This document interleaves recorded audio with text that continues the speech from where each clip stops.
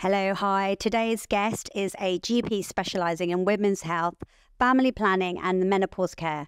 From studying at Queen Mary's University, London, to having over 15 years of experience working in the NHS, she now runs her own women's health clinic, as well as being the resident doctor on shows like BBC Breakfast and ITV's This Morning.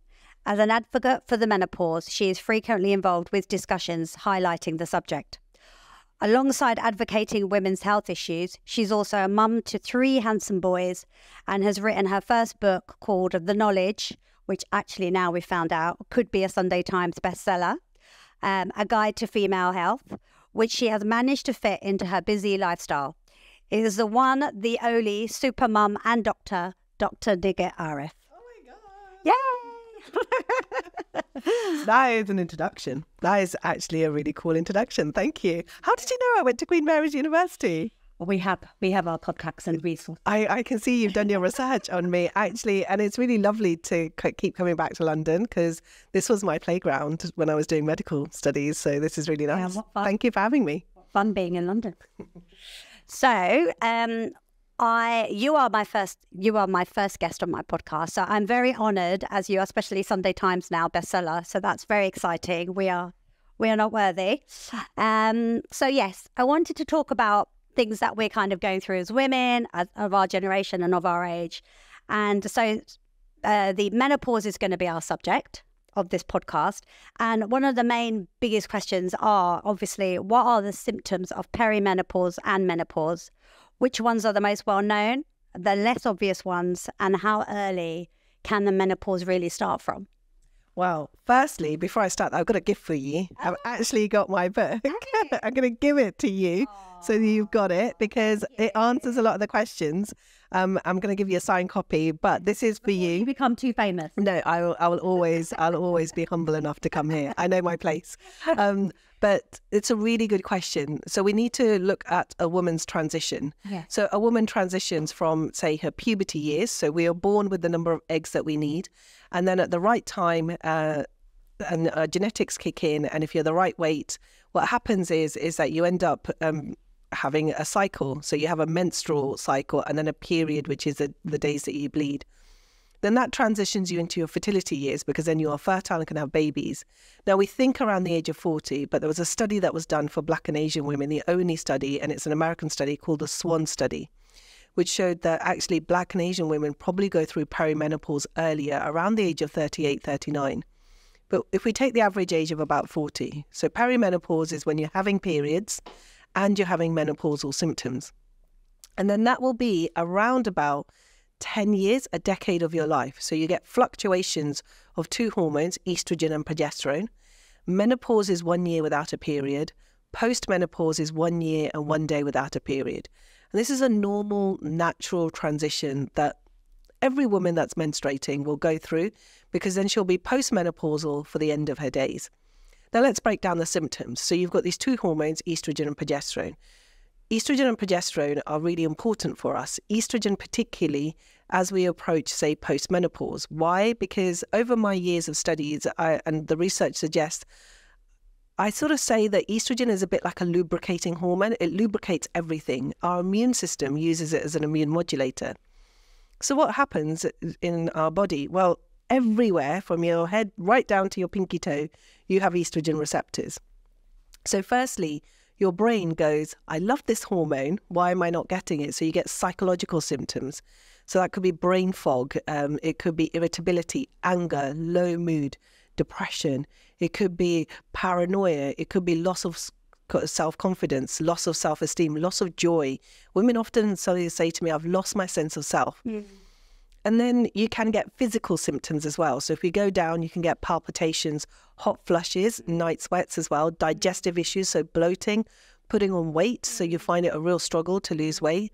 And then you end up getting changes in your periods. So you could end up getting heavy or light periods or a real huge gap between them.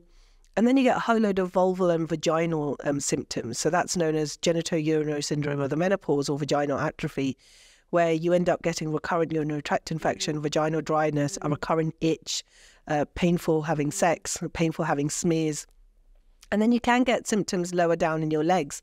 So it's something known as formication, or the feeling of spiders crawling up your legs. And then you can get dry skin. So we are currently counting about 42 different symptoms, Raishma. Wow.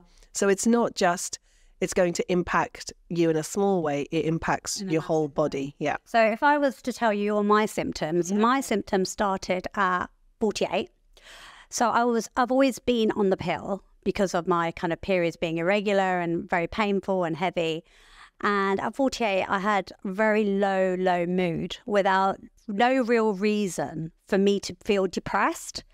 And it carried on for about 4 or 5 months. And then I went and saw the doctor. And then I ended up going to see HRT clinic. You know, I went to Newson's in the end, and we kind of worked with them online. So they put me on progesterone and estrogen orally and internally, and the patches and the gel, God, you know, the whole lot.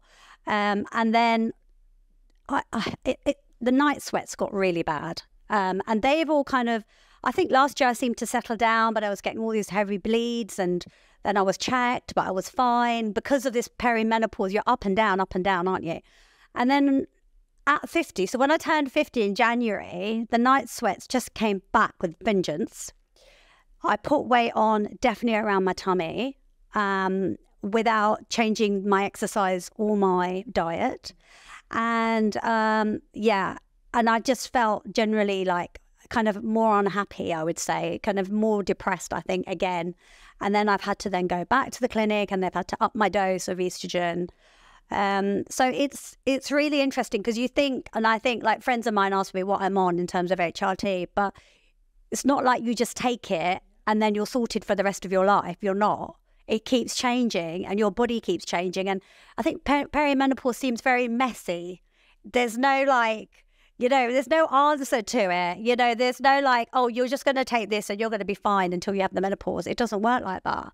So I'm quite shocked how I've had to keep changing my medication and trying to get the balance right. And yeah, it's been a real, you know, it's been a real eye-opener, I think. And I think, you know, like I was saying, like we've discussed before as well, people are still scared of HRT, aren't they? I think firstly, thank you so much for sharing your journey, because that is so pivotal for us as doctors to understand. This is an area which, because it's been deemed as normal and natural, has been so under-researched, and also it's wrapped in taboo and stigma. Nobody likes talking about getting older. Yeah. And because it's a transition that our brain and our body is made to survive through, just like we survive through puberty and we survive through pregnancy and childbirth and breastfeeding. We are made to do this. Yeah. And then if you look at the symptomology in, say, South Asian women, and those are the women that I work with particularly, and Black women, and particularly I work with women for whom English is not their first language. Right. They don't complain of psychological symptoms. They'll complain of all over body pain or physical symptoms, palpitations. I remember working in Slough when I was a junior doctor, and I would get women at 3 o'clock in the morning, heavy sweats, holding onto the bedside, thinking that the world was going to fall apart because their palpitations were so bad. And all the blood tests and our tests were normal. We'll pack them off with vitamin D, because invariably their vitamin D levels are low. So you've got to look at the symptoms from, say, the marginalised ethnic minority communities. And the reason you say it's so messy, which is a really good way, it's actually, I term it sometimes saying the rocky road of menopause. Yeah. Then the reason it's so messy is lack of research. There's gender bias research. There is, unfortunately, medical gaslighting. For a very long time, we've told women, oh, brain fog isn't real. You know what you're experiencing? That's not real. The fact that you're clumsy, the fact that you are low mood, that's not real. It must be a mental health disorder. So we've been packing them off with antidepressants. Yeah. And so to talk about hormones was steeped in so much, again, fear. If I take HRT, and I'm so proud of you that you're taking HRT, I prescribe it, I'm a huge fan. It's going to cause breast cancer. It's going to cause me to have clots. I'm going to have a heart attack. I'm going to get womb cancer and ovarian cancer. So as soon as it was the case, it made doctors fearful of prescribing it. So we went to antidepressants, and it made women fearful of taking it. So we've had this sort of rocky road of research when it comes to the menopause. And then finally, if we look at, for example, what are we doing with hormones? There's no blood test, really. I don't do any hormone tests. I don't do estrogen levels. Women below the age of 45, I do a follicle-stimulating blood test, follicle-stimulating hormone blood test. But actually, there is no scan. There's no hair fibers or urine test that I can say, where are you in your perimenopause? It's done by listening to the patient and a bit of guesswork. And it's an art, not a science. And so if I start a patient on HRT, my first thing that I say to all the women is, look, it's going to take us about 3 years to tweak, find the right combination, the right type, the right dose to allow your symptoms to feel better. Because I want you to not just survive, but to thrive at this time of your life, because you deserve that. But I think there are very few GPs like you, because my GP, I've got a lovely female GP, but she just said to me, you need to get all your information and research from your clinic, privately, your health clinic, because I don't have that knowledge. And she told me clearly she doesn't have that knowledge, and neither does anybody else in the clinic. So they've gone with everything that the clinic have told me, and thank God the clinic did make me have blood tests, full blood tests for estrogen. And the other thing that came up, which, you know, you kind of as a woman don't want to take, is the testosterone. Yeah. When they say testosterone, you think about body hair, you think about becoming, you know, having a male voice, everything. You're like, no, I'm not going to take that. So they told me from day one, you need to take testosterone. I was so reluctant, and I would just take it sporadically. Now, this year, when I had all the symptoms come back, they said, you need to be taking your testosterone. You've had tests done, your testosterone's low. You need to be taking it every single day. So I have been, and yes, it's definitely helped. Within 2 weeks, my night sweats stop. But people don't talk about testosterone at all. And I think there is a real fear of taking testosterone, even more than taking HRT, and people don't put them in the same package. Yeah. And also, GPs do not know, and on the whole, what they're doing. Anyone who asks me about HRT, I send them to the clinic because they just don't know, and you are having to get private. So I think you're a bit of a rare case, Dr. Nighat. That's why you've written that brilliant book. And also, I have to bring up this one more thing about this brain fog. In your book, you said that the largest rate of suicide in women is 45 to 54. Yeah. I mean, I was just so shocked by that. And I told both my boys, and they were just like, what? Why? Because nobody knows. Nobody understands how much it really affects your mind. So we know hormones affect our mind. We know the data from, say, when we put women on the combined oral contraceptive pill, or through puberty, and also through pregnancy. So the old adage, oh, you've got baby brain. The reason that comes about is because we know that the pregnancy hormone does affect our ability to think, and also how great we are with fine finger movements, so clumsiness. I know when I was pregnant, I was really clumsy. I scratched quite a lot of cars. That's my excuse for my husband. But we seem to sort of forget that. And so when it comes to psychological symptoms of the menopause, they're the most underrated. And it's really hard to prize apart because there is no test. Is it mental health, or is it the fact that this is a psychological symptoms? And there are a couple of really quick tests that you can do. There's a PHQ-9 questionnaire that's available freely online, or the anxiety scale, or HAD scale, HAD scale. So anyone that wants to Google it, you can do that. And that allows you to look at the symptomology and go, is this a mental health? Or is this psychological? The amazing thing is, even for psychological symptoms of the menopause, the NICE guidance, so that's our clinical of excellence, they say that first line is hormone replacement therapy, not antidepressants. So we shouldn't be offering women antidepressants first line. We should be offering them hormone replacement therapy, getting that balance right. It made me wince when you said that your GP didn't know a lot, because actually, to be fair, as a GP myself, it's not part of our mainstream medical training. I went away. So when I started becoming a trainee GP, and that was the career path I had chosen, women come to women. And I used to have a lot of South Asian women who would feel comfortable seeing me. I think also because there was another doctor that wore a hijab, and so that made me feel I was approachable. And we forget that our cultural nuances are so important. So they would come in and talk to me about the fact that they're planning an arranged marriage, or the fact that their diet is so poor, the fact that there's problems in Pakistan. You don't get to do that unless you have an understanding of that cultural household, which obviously, being Pakistani, allows you to be completely entrenched within the nuances that they're talking about. And they wouldn't have the words. So they would say, "Mere kapde khatam ho gaye," which is like, my periods have stopped. And I would be like, I don't know what the word kapde means, because to me that's clothes. But then I realized it's because that word comes from being on the rag. So exactly. Or I would get in Urdu, they say, you know, banji. Banji means barren. So we don't actually have a word for the menopause. Right. And then how do you then talk about even lesser taboo subjects like sexual dysfunction or mental health and think about, well, I might need testosterone. Firstly, testosterone is really complex. The reason being is because it's so under-researched in women. As you say, you think hair is going to grow all over. And the research is all done in men. And what we've done is just said, oh yeah, women are smaller men, and transposed all that data onto them.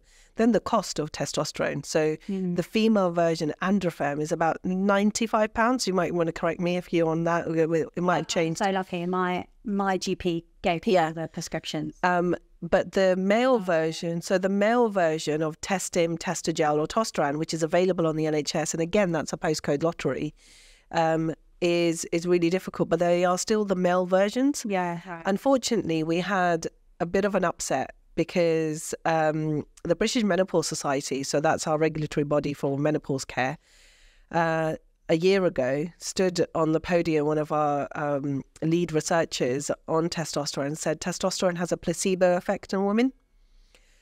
Misunderstanding that we don't just need testosterone for, say, our libido and sex. We need it for hot flushes, night sweats, our bones, our brain health, our cognitive, our strength. You know, it gives you your va-va-voom back. And so it's an area which we are so under-researched. And it doesn't help that there is this, I would say, political medicalization of women's health, which is where we are at the moment, I'm afraid. Yeah, and I think the whole low libido thing, and that doesn't really get talked about, but it's very, very there. Yeah. And testosterone helps that as well. It really does. And the reason being is because you've got to think about how testosterone works. Now, we produce testosterone as women. Yeah. So the reason that you were saying earlier, I put on weight and I didn't realize, is because you are built for survival. What happens is we produce a lot of sex hormone through our fat cells. So when you were transitioning at the age of, say, 40, but you only picked up and made the link of the symptoms at 48, 48 wasn't when you went through perimenopause. I suspect it was probably around 40. But these symptoms come as hodgepodge. They don't all come together. And then you have to be a detective of your symptoms and make sure everything else is ruled out. So it's not a thyroid condition, or you're not diabetic, or it's not because you're anemic. So a good GP should be always thinking of other causes rather than going to the menopause. So your brain goes, but I need this lovely hormone, sends a signal to your fat cells, and your fat cells is where your sex hormones are produced, so estrogen, progesterone, testosterone. Now, estrogen allows your testosterone to function. So I've started saying that for estrogen to work, for testosterone to work, it has to piggyback off estrogen. So you can't give one without. You can't. Yeah, exactly. So the data shows that actually if we're using it for, say, low libido, then the best thing to do is to have a good level amount of estrogen. Look at the biosocial physical model of why your libido is affected. That's when testosterone plays a role. And at the moment, the way we have it is that we don't know all the other beneficial effects or the side effects, to be fair. There is some small data that shows that having too much testosterone could be linked with clots. We don't know. Or it could be linked with breast cancer. We just don't know. Those are very small studies, but we need to be careful around that. So it's not without its risks, but what those risks are is uncharted territory. Plus, we are taking very small quantity. Yeah, we are taking very small quantity, but we are taking the male version of the quantities, even though they're small. So it comes back to what are the regulatory bodies, such as NICE or British Menopause Society, doing to further educate women about testosterone, because women are wanting it. We as doctors need to then do the balance of risk and benefit. So understanding those nuances are going to be very much individual basis. And then unfortunately, there is a cost attached to that. Yeah. Some CCG, some areas in the UK, they just can't get testosterone because the GP doesn't want to prescribe it. Yeah. Or have the knowledge of doing the levels, because you do a free androgen index level to find out if it's equivalent or whether it's going to be worthwhile or not for the patient to have. So testosterone is not so straightforward, I'm afraid. No. Okay, so as we know, as you said as well, there are a lot of women who don't take HRT. And there is still the link with and I think as far as I understand, it's a misconception with breast cancer. So let's talk about why women aren't taking it, why there is still that misconception. And it just did seem like, with what I read in your, because I have read the book already, even though I know you've just given me one, that you need to have estrogen in your body for so many things like heart disease, dementia. I mean, it just feels like we have no choice but to take it. So I've got friends who are exactly my age who, to be honest, don't look very well, but are not taking any sort of estrogen, like any natural remedy or anything. How will it impact them if they don't take anything? Are there some women that just don't need it as well?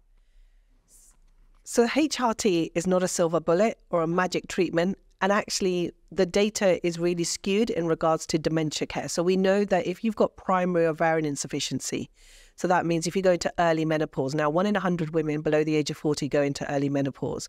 For them, then yes, there is a link. There are some American studies that are coming through to show that the link between estrogen and dementia is really great, and actually having estrogen is beneficial.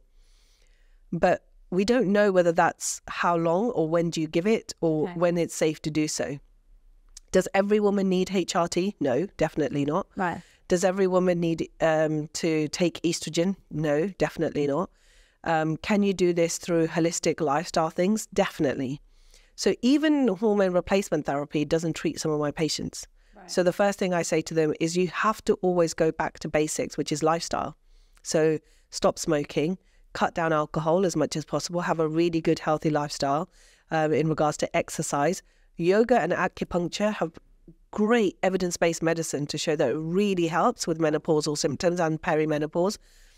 Acupuncture, particularly so if you're done by a really good specialist.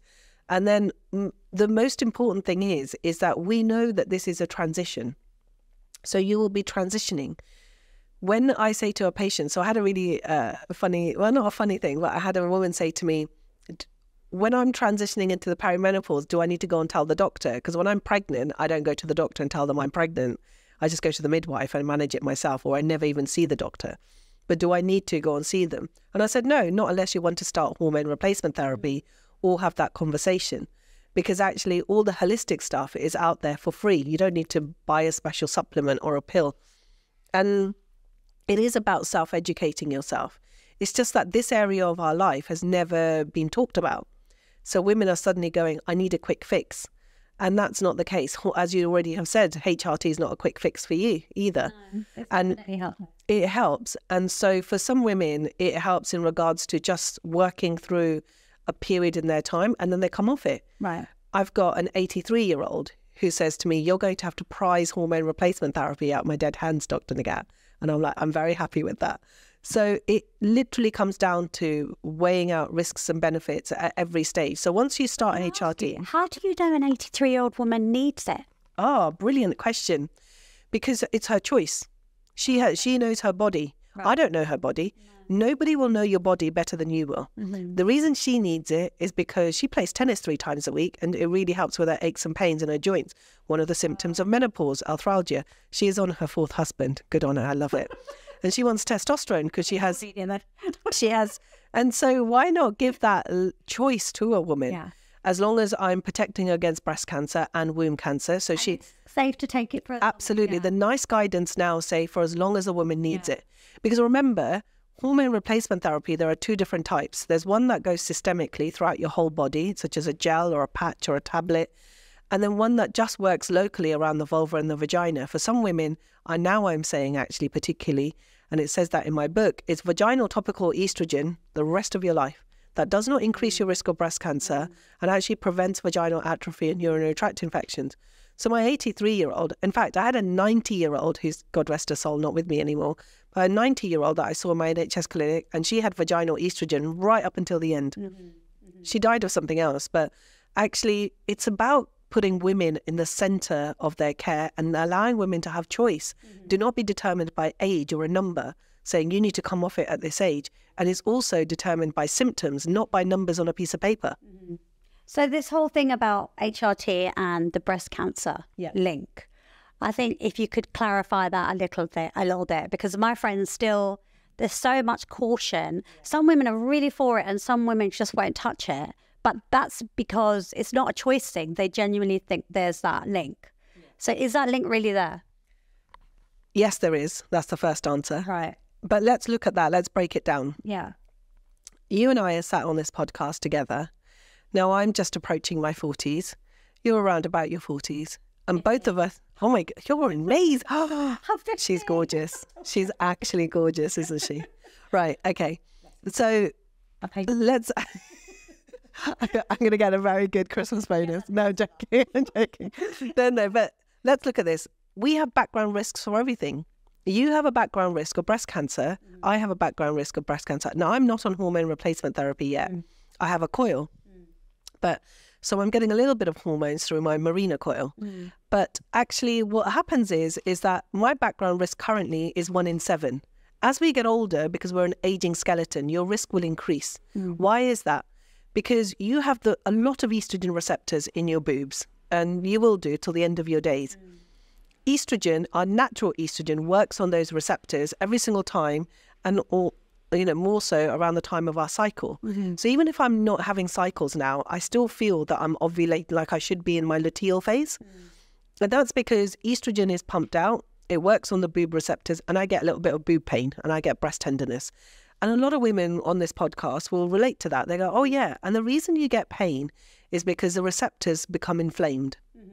When they get inflamed, at some point, unfortunately, because we're an aging skeleton, you'll get changes. Where you get changes, you'll get mistakes. Where there's mistakes, you and I will go, breast cancer. So that's why women over the age of 50, because we know it's something that happens to older women more commonly. That's not to say younger women don't get breast cancer. But as we get older, the risk of breast cancer increases. So let's put that into stratification with hormone replacement therapy. If I had 100 women and I put them on hormone replacement therapy over the age of 60 and put them on HRT, I would get possibly maybe 0.5% or 1 extra case of breast cancer. The risk is minuscule because now hormone replacement therapy are body identical. Yeah, so you've got, and also you're doing the gel and the patch. Right? You're doing the gel and the patch, exactly. So we're moving away from synthetic hormones, number one. Also, the data and the studies that were done on HRT were done on women over the age of 60 who were older, who had a family history that was never taken into account. It was never taken into account they might be smokers or drinking over sort of the units that are allowed, 14 units. So the flawed study, the WHI study, which looked at 1 million women, started these women on synthetic hormones and said, oh my God, they've got breast cancer, never taking into account, we have a background risk anyway. That's just there. Your natural risk is already there. Your natural risk is already there. Just like if I walked out of here and tried to cross the road and didn't look both ways, I'm going to get run over. If I put a blindfold off, I've got a 50-50 chance of being run over. That is the HRT increasing that risk?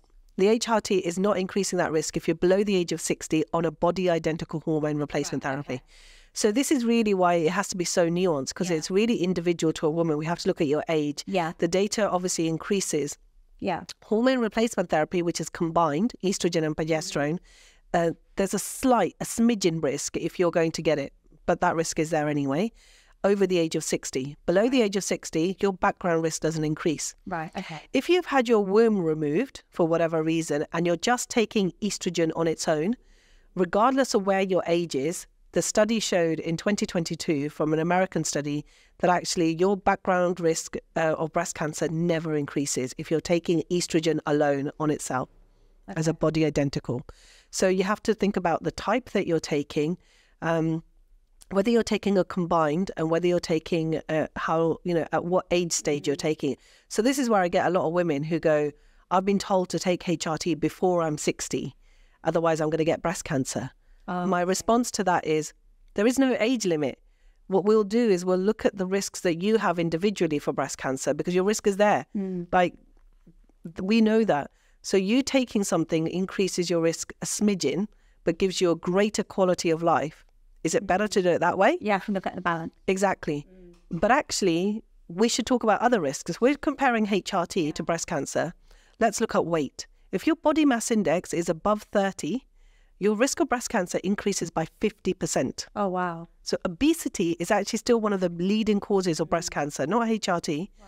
And if you're drinking more than 14 units a week of alcohol, which is 2 glasses a night, your risk of breast cancer increases by 30%. And if you're a smoker, your risk of breast cancer increases by 40%. So we do that daily. I mean, I walk out on a Friday night and there are like women who are drinking, not that drinking is bad, but way over excessive amount. We have a population that is getting bigger and bigger, and obesity is a chronic disease. They're worried about hormone replacement therapy, which actually gives them a better quality of life. Right. Okay. Well, I think that was good, because I think a lot of women are really scared with that link, and I think you've kind of cleared that up. So I think that really helps. Actually, just on that, the really good point is vaginal estrogen, because vaginal estrogen, a lot of women just remain on vaginal estrogen, and topical vaginal estrogen is really important. I often say that if I had my way, I would love to do a gift basket for my friends. So when they turn about 40, I give them a vaginal moisturizer, vaginal estrogen, and lube as well. There's a reason behind that. It's in my book. But lubrications are really important. Start putting it in our goodie bag. Exactly. And I often say, if you start giving it to women, you will prevent vaginal atrophy. And I often think, give that to your friend when they're 40, and their sex life will thank you for it in 10 years.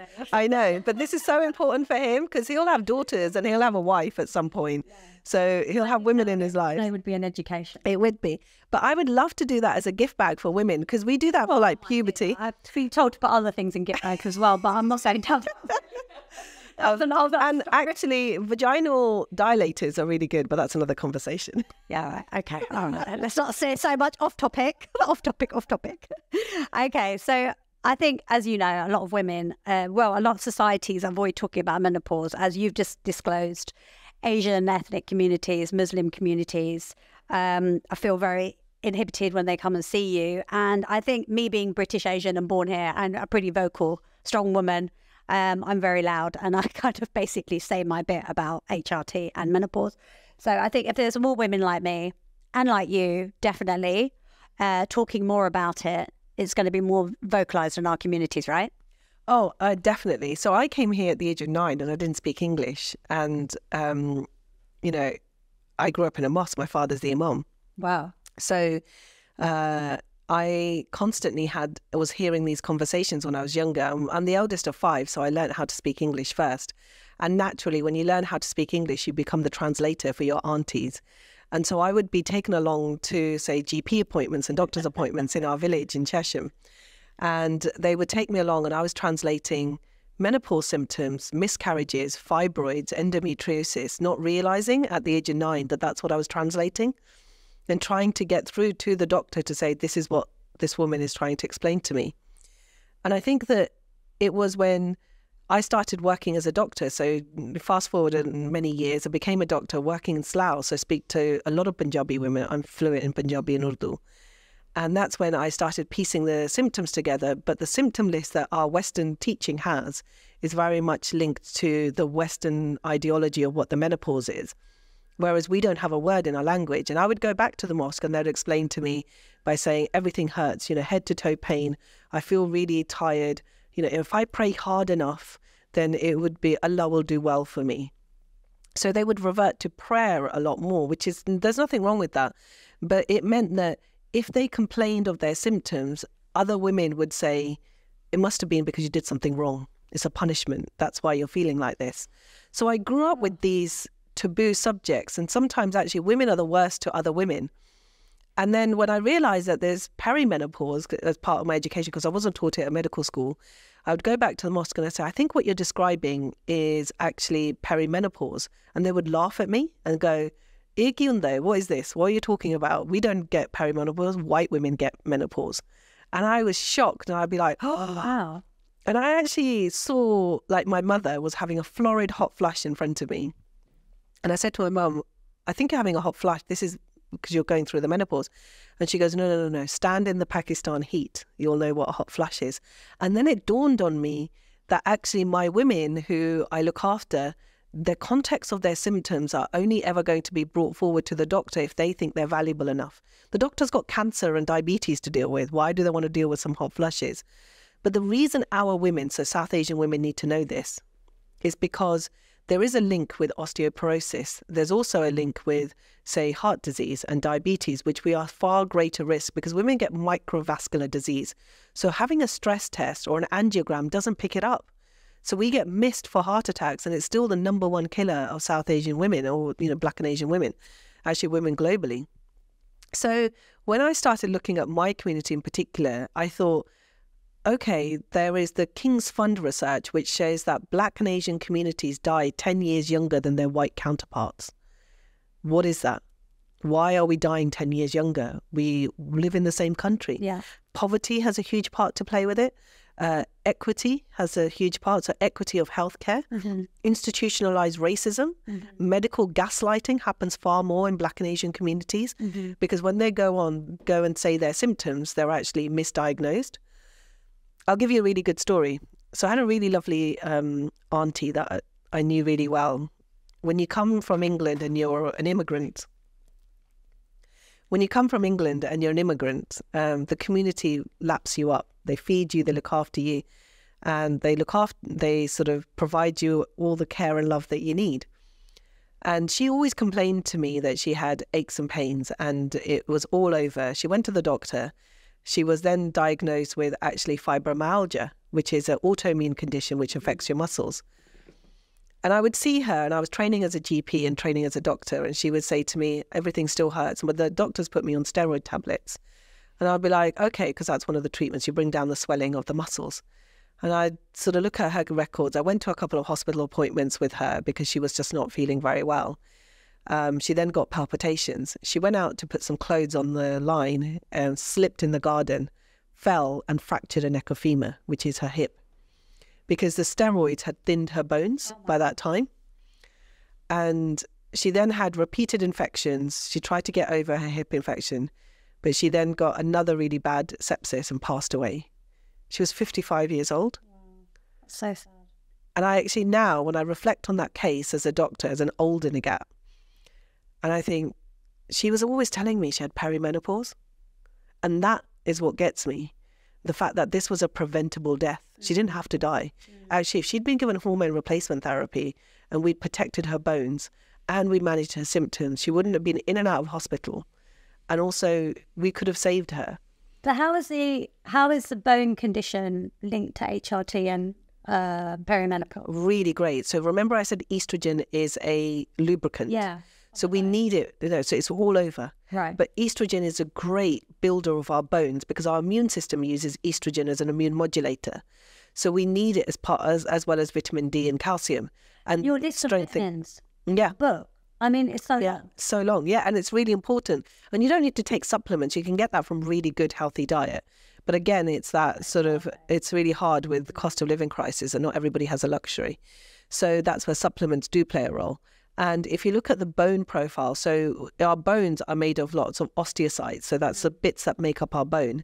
And estrogen helps with that, with strengthening the muscles and strengthening the bones. Doing weight-bearing exercises is also really important as well. But we know that we lose cartilage as we get older.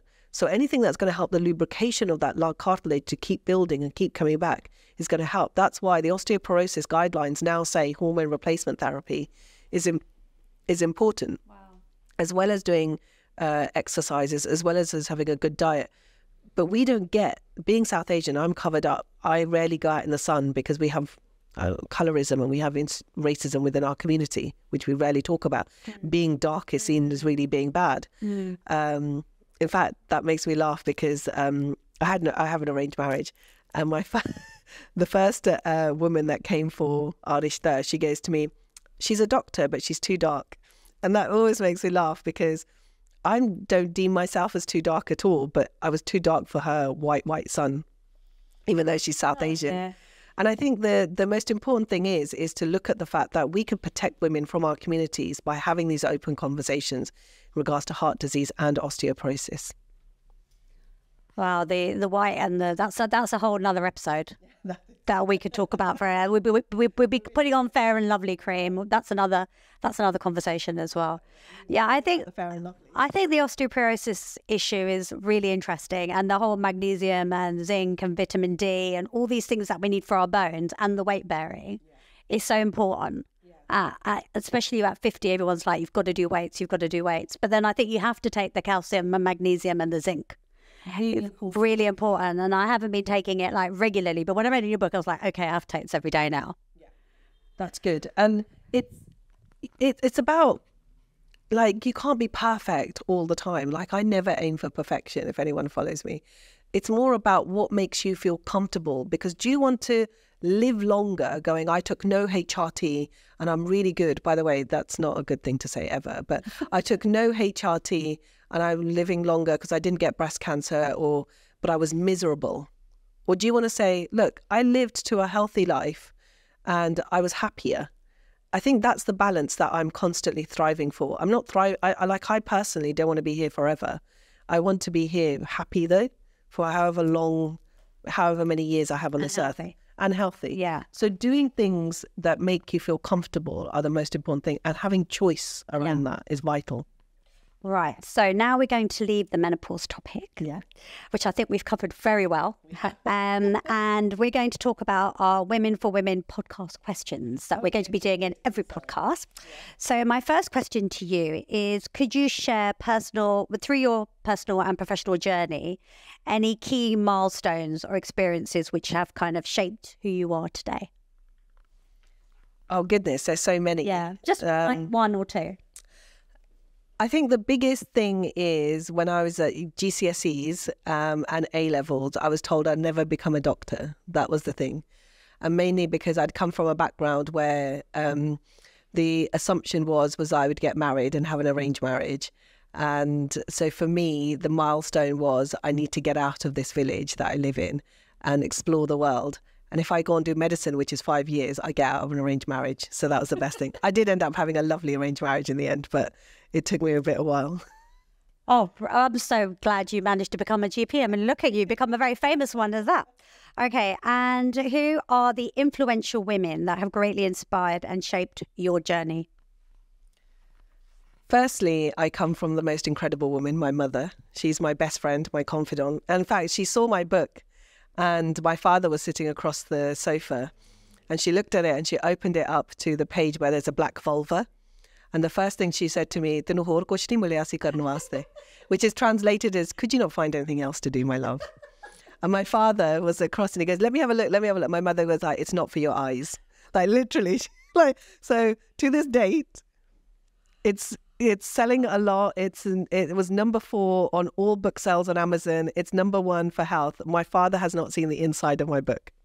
But ironic as it always is that your mum, when she opened that page, she found that image. Yeah. Because there is a lot of text in there. It's not a lot of drawings in there. So I don't know how that happened. But, it's always the way with parents, right? Oh, my God. Okay. Yeah, mothers, yeah. I mean, I can understand that. Also, you are a busy career woman and you have all your family responsibilities. So what are your top tips in juggling both? Because I know it's super hard. It is. The first thing I always say, we should always ask this to men. So when you have a podcast, can you please ask all the men that you invite on as well? How do they juggle it all? And I get this asked a lot. And I would say the first thing I do is ask for help. I'm constantly asking for help from my mum, my family, my childminder. And also my worst habit in a way is I can't say no to people. I always say yes. But in a good way. That's how we got you on. Yeah, that is how she got me on. And also she bribed me with water this morning. No, I'm joking. But and dresses and gorgeous dresses. Let me look at them. But I juggle through asking for help. I'm an organizer consistently. And also I've started to become unapologetic that I'm a working mother and I take my children with me. I went to Sweden for the conference and I actually wore your dress, Raishma, at the conference. Which I got a lot of compliments for, not because of my talk, because of the dress, obviously. And I took my children with me, and I was the only delegate that did. And I said to them, either you have me and my children, or you don't have me at all. And so on balance, I think it comes with being comfortable that you're a working mother and don't apologize for it anymore. That's brilliant. Right. Finally, how do you feel wearing your Raishma dress? What emotions does it evoke in you when you wear Raishma? So I've worn my dresses on this morning and also, yay, and on TV. And I wear them a lot for my social media as well. And I also wear your dresses, gorgeous dresses, at events and stuff. So I've got a very important event coming up, which I'm going to wear your green, lovely, like sequins dress. Oh, brilliant. For. So there will be something coming up. I think the first thing I feel is joy. If there's one word that I could say, is utter joy. And that's because I love colour.